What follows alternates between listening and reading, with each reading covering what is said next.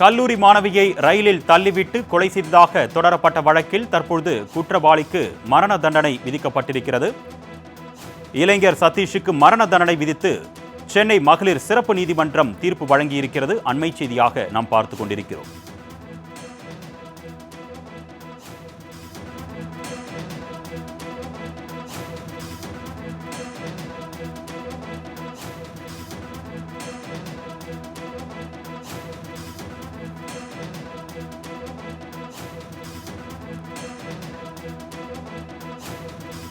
கல்லூரி மாணவியை ரயிலில் தள்ளிவிட்டு கொலை செய்ததாக தொடரப்பட்ட வழக்கில் குற்றவாளியான சதீஷுக்கு தற்பொழுது மரண தண்டனை விதிக்கப்பட்டிருக்கிறது. அண்மை செய்தியாக பார்த்துக் கொண்டிருக்கிறோம். இது குறித்த கூடுதல் விவரங்களை செய்தியாளர் கிருஷ்ணமூர்த்தி வழங்க நாம் கேட்கலாம்.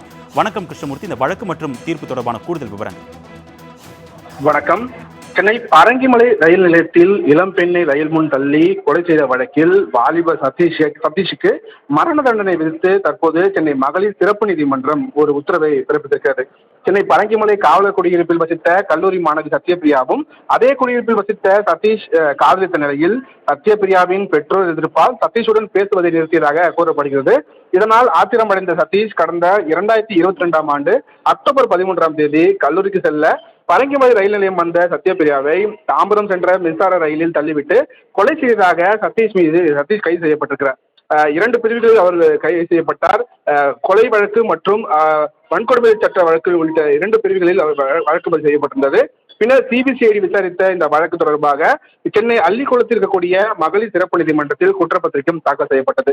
இந்த வழக்கை விசாரித்த நீதிபதி ஸ்ரீதேவி சிபிசிஐடி தரப்பில் 70 சாட்சிகள் விசாரணை செய்யப்பட்டதாகவும் அனைத்து விசாரணையும் நிறைவடைந்ததை அடுத்து வழக்கில் தீர்ப்பளிக்கப்படும் என்று நீதிபதி தெரிவித்திருந்தார். அதன்படி சதீஷை நீதிபதி ஸ்ரீதேவி முன்பாக கடந்த முறை ஆஜர்படுத்தப்பட்ட போது இந்த வழக்கில் தீர்ப்பளித்த நீதிபதி ஸ்ரீதேவி வாலிப சதீஷ் குற்றவாளி என்று அறிவித்து மேலும் தண்டனை விவரங்களை வருகிற 30ஆம் தேதி அறிவிக்கப்படும் என்று தெரிவித்திருந்தார். அதன்படி இன்று மீண்டும் நீதிபதி முன்பாக குற்றவாளி ஆஜர்படுத்தப்பட்டார். அப்போது கல்லூரி மாணவியை ரயிலில் தள்ளிவிட்டு கொலை செய்ததாக தொடரப்பட்ட இந்த வழக்கில் வாலிப சதீஷுக்கு மரண தண்டனை விதித்து சென்னை மகளிர் சிறப்பு நீதிமன்றம் இந்த தீர்ப்பை தெரிவித்திருக்கிறது. சிபிசிஐடி வழக்கை விசாரித்த மகளிர் சிறப்பு நீதிமன்றம் சதீஷை குற்றவாளி என அறிவித்து கடந்த டிசம்பர் 27ஆம் தேதி தீர்ப்பளித்திருந்தது. சதீஷுக்கு இன்று தண்டனை விவரங்கள் அறிவித்ததற்காக நீதிபதி ஸ்ரீதேவி முன்பாக ஆஜர்படுத்தப்பட்ட போதுதான் குற்றவாளிக்கு மரண தண்டனை விதிப்பதாக சென்னை மகளிர் சிறப்பு நீதிமன்ற நீதிபதி ஸ்ரீதேவி தெரிவித்திருக்கிறார். மிகவும் அரிதிலும் அரிதாக இந்த தூக்கு தண்டனையானது வழங்கப்படும். அப்போது நீதிபதி குறிப்பிட்ட போது இந்த வழக்கு அரிதிலும் அரிதான ஒரு வழக்கு தான்.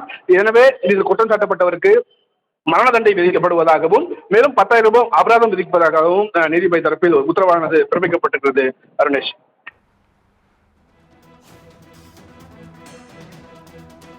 கூடுதல் விவரங்களுக்கு நன்றி கிருஷ்ணமூர்த்தி.